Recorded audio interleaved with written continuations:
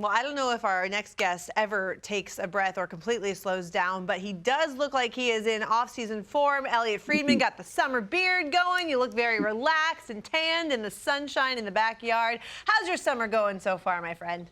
It's going really well. I can tell you I will not be increasing off-season training anytime soon, Devin and Jamie. Like that will not be happening. You and So me both. I Don't worry. I'll be enjoying the off-season, but it's been good. The golf game's terrible, but the tan's good. Hope you guys have a better golf game than I do. Yeah, well, I certainly don't. Doobie probably does. But with that, we appreciate you taking some time here on this fine afternoon to just get us caught up to speed on any rumblings that might still be out there. And, of course, the biggest question that we ask ourselves every day is today going to be the day when Erik Karlsson finds a new home and they get a deal worked out with San Jose? Is there any more meat on this bone? What's the latest there? You know, I think the toughest thing with this story, Jamie, is that I think it kind of ebbs and flows. I still do think it's primarily two teams, Pittsburgh and Carolina. If there's somebody else there, I'm not aware of it. You know, at times I've had people tell me that they think it's more likely that Carolina is going to be the destination. I've had at other times, including the one most recently, I've had people say to me, no, they kind of think it's tipping a little bit towards Pittsburgh. But the thing is, and I think that's the thing about the danger about reporting this is that it seems to change from time to time. I think that, you know, one of the things here, and specifically I'm talking about Carolina, is, you know, Carolina has a lot of balls in the air. You know, they're trying to deal with Brett Pesce's situation.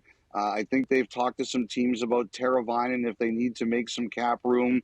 So I think Carolina's got a few things going on out there that are not only incumbent on Karlsson, but also incumbent players like Pesce and Teravainen are going in the last year of their deals.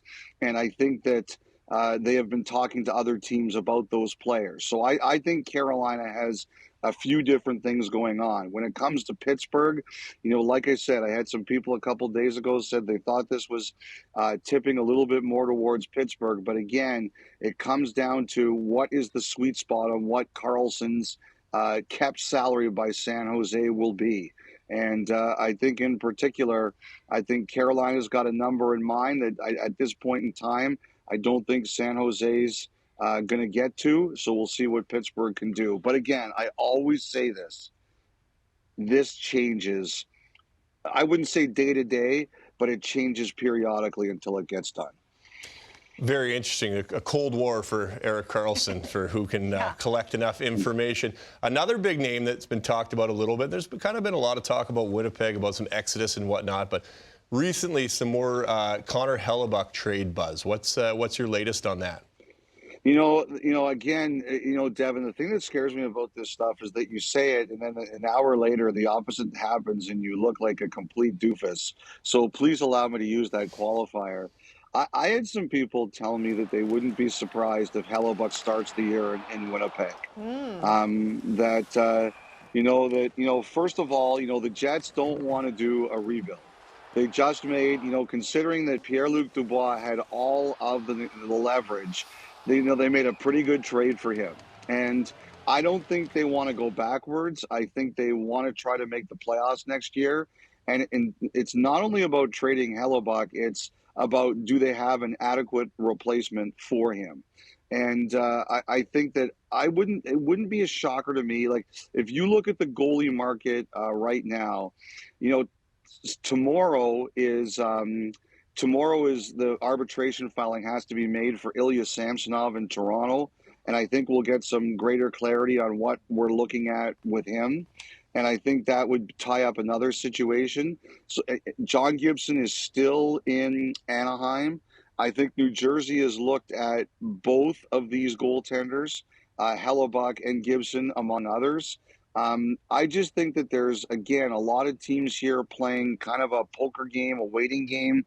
And I don't think it would be a huge shock if Hellebuyck started the year in Winnipeg. Wow. Well, for what it's worth, and it's not worth much at this point, but when I was at NHL Awards about, I don't know, a month ago, 3 weeks ago, I asked Connor Hellebuyck on the red carpet if he thought that this whole, you know, chatter about the trade situation, if there would be a resolution soon. And this was right before the draft, right? And he said yes. He said, yeah, I really do think that we're going to have a lot of clarity in terms of what my future is going to be and where I'm going to be. Now, obviously, that didn't happen unless like you said, maybe the clarity is there that he's going to stay and that nothing is in the works for now.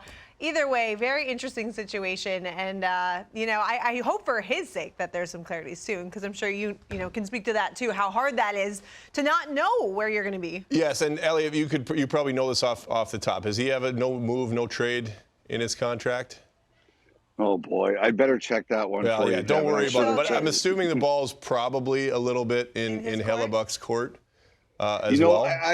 I think the thing is, is that unless you're trading for Hellebuck and it's only a 1-year thing, and some teams occasionally will do that, you're not going to trade for him unless you have an idea of what his next contract is going to be. Right. Look, Connor Hellebuck's going to get paid. I don't think anybody is going to be surprised by that, or anybody is not expecting that.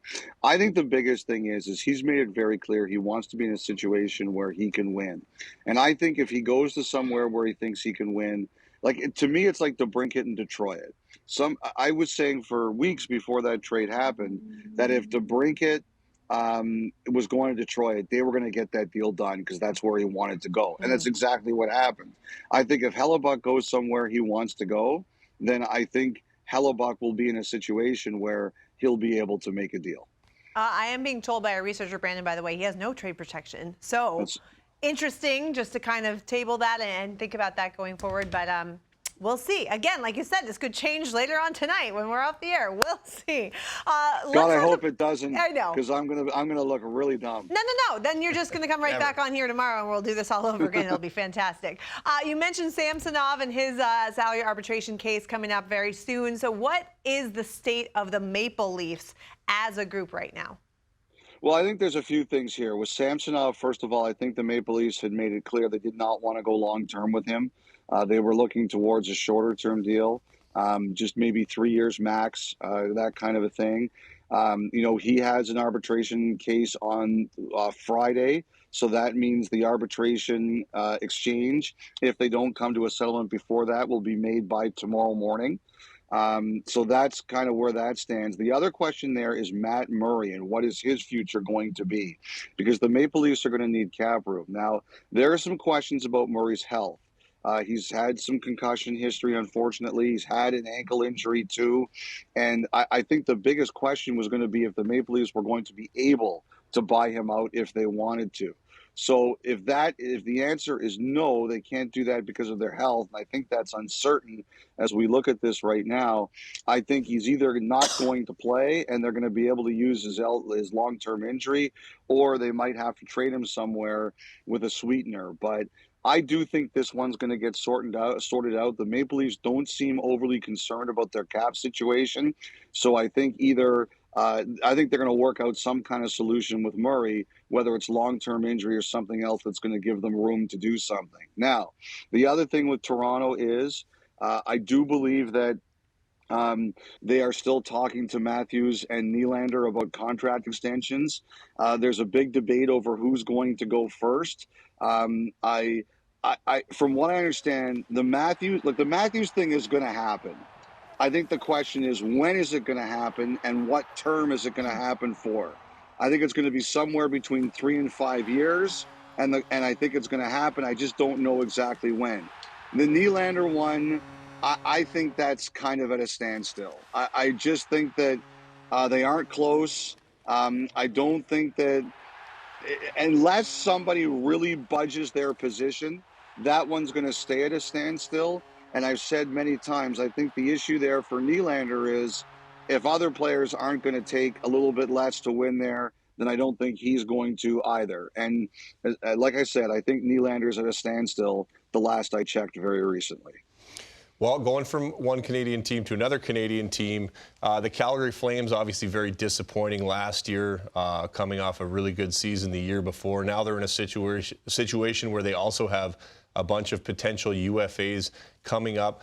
What do you think they do? Who could be on the move here? Are they going to wait and see how the season gets going and then make a decision? I know obviously there's changes there with Sutter being out, but what do you think? Well, first of all, Devin, proud day for the goalie union. Mika Kiprusoff getting his number retired next year. Very deserving. Yeah, we're going to talk about that later. Yeah, that might be the shortest acceptance speech in the history of number retired. But, Yes. he's very, very deserving. Well, I think the key thing here is, like the two guys they prioritized were Lindholm and Hanifin. They're not going to be able to sign Hanifin, I don't believe, unless he changes his mind. He's going to be traded. But the guy in the middle of your screen right there, Lindholm, I think he's the key. And I've just heard it's been slow. It's the summertime. The reporters and broadcasters aren't the only people on vacation. So are the players. And I think that one's been a little bit slow. But from what I understand, the Flames have not yet given up hope that they can extend him. And I think, initially I thought the number was going to be around Horvat and Dubois' number, which was 8.5 for both players.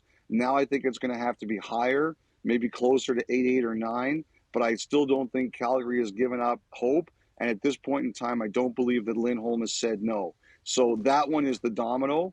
Some of the other players you talked about there, you showed there, they did talk with Backlund about, or Colorado did talk to them about Backlund. Obviously, that didn't happen. But the D are going to be interesting because I think the other defensemen there, Tanev and Zadorov, whatever Calgary decides to do, I think there's going to be interest in those players. And I think so once Lindholm decides, I think that's going to start a chain reaction around him. All right, little domino action going up in Calgary. One more for you here. Islanders, they just signed Oliver Wahlstrom to a one-year deal. Do you think they're still looking for another winger to try to provide even more offense?